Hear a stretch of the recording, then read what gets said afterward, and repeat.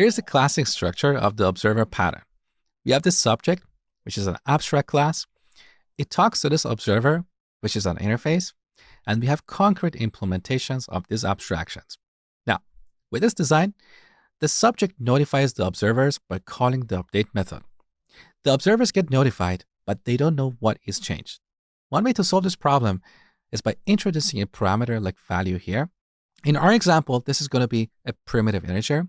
In a real application, this can be a complex object with a few different fields.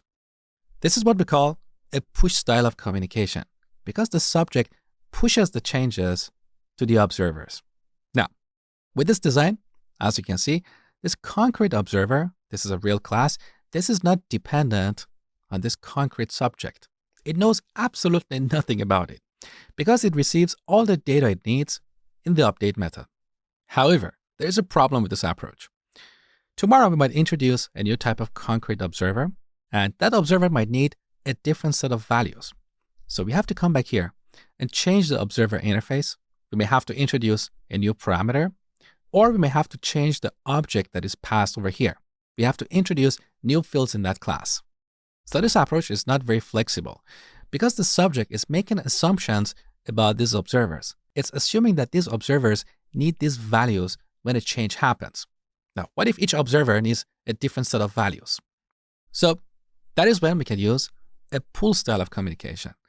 So instead of the subject pushing the changes to the observers can pull the data they need when changes occur. So each concrete observer should have a reference to a concrete subject, and it can call various methods to get the data it needs. So this is what we call a pull style of communication. With this approach, we have more flexibility because each concrete observer can get the data it needs. However, we have coupling between the concrete observer and the concrete subject. But this is not a bad type of coupling. A bad type of coupling is coupling between concrete subject and concrete observer. In our example, we don't want our data source class to be dependent on the chart or spreadsheet classes because these classes can change in the future. Also, we may introduce new types of observers in the future. We don't want to change our data source or subject class every time there is a new type of observer. So that is a bad type of coupling.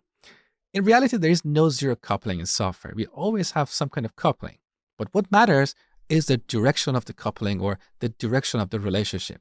In this case, even though there is coupling between the concrete observer and the concrete subject, the direction of this coupling or relationship makes it an acceptable type of coupling. Over the next two videos, we're going to see both these approaches in code.